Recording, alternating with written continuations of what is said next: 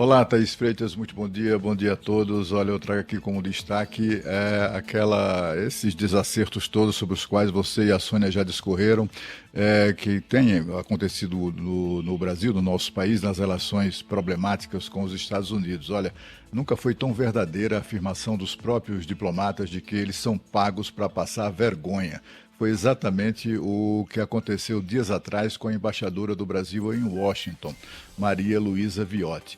E olha, ela está entre os melhores valores da diplomacia brasileira, né? Apesar disso, as relações do Brasil e dos Estados Unidos estavam em chamas e a embaixadora estava de férias.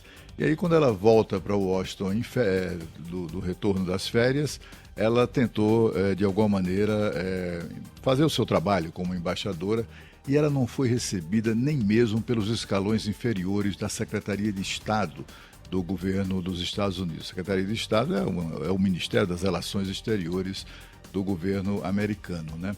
Bom, foi nisso que deu o desinteresse do governo Lula de manter relações positivas com os Estados Unidos, ao menos levando em conta que se trata do segundo maior parceiro comercial do Brasil. Caso não sejam relevantes para os petistas, de uma maneira geral, as relações históricas de amizade entre os dois países. Sabe que eu vi nas ruas de Brasília ontem veículos circulando com as bandeirinhas dos dois países, Brasil e Estados Unidos, só para lembrar que há mesmo uma relação histórica de amizade entre os dois países. Mas a questão ficou pior, né? Como a Thaís já mencionou, na sexta-feira, ministros do Supremo Tribunal Federal passaram pelo constrangimento mundial de serem proibidos de entrar nos Estados Unidos. A decisão de cancelamento foi comunicada pelo próprio secretário de Estado, Marco Rubio, que é o chefe da diplomacia do governo Trump, e a surpresa parece ter deixado imóveis os ministros do Supremo. Não houve manifestações oficiais, por exemplo, do presidente da Casa, o ministro Barroso, sempre tão loquaz, nem de nenhum dos atingidos, a começar por Alexandre de Moraes.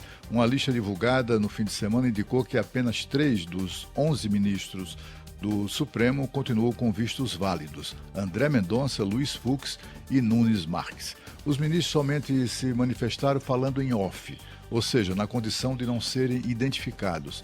E todos fizeram as suas manifestações em tom de deboche.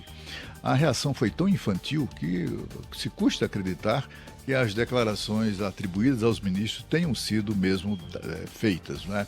O Brasil agora faz parte oficialmente de uma triste lista, uma vergonhosa lista de países em que quase todos se afirmam democráticos, etc., mas praticam censura, perseguem cidadãos, perseguem seus críticos e opositores e neutralizam as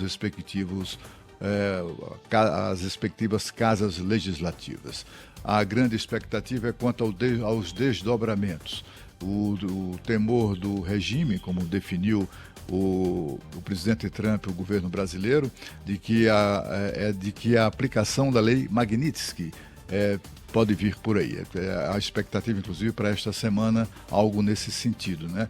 Se isso vier, é pior ainda do que o visto cancelado, né? Porque essa lei prevê sanções como bloqueio de bens dos sancionados e também incluindo ativos financeiros nos Estados Unidos e nos países aliados.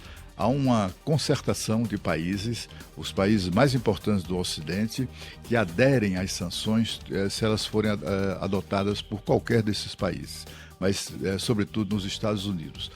Isso significa que todos os países da União Europeia, do Reino Unido até a Turquia, todos aderem à eventual aplicação da lei Magnitsky contra autoridades do Supremo Tribunal Federal, autoridades brasileiras, e também o Canadá e a Austrália.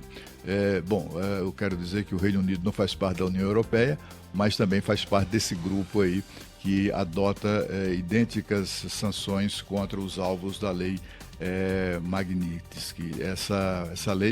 Com essa lei, os seus alvos, né, ficam proibidos até de abrir contas em bancos globais e também de comprar passagem, de usar cartão de crédito de bandeiras internacionais. Enfim, é um inferno que vira a vida do cidadão. Portanto, eles têm interesse até pessoal.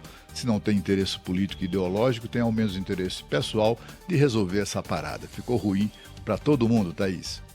É isso aí, Cláudio Humberto, direto de Brasília, com a gente aqui nessa edição de segunda-feira do Jornal Gente. E agora, aqui no estúdio do Jornal Gente, em São Paulo,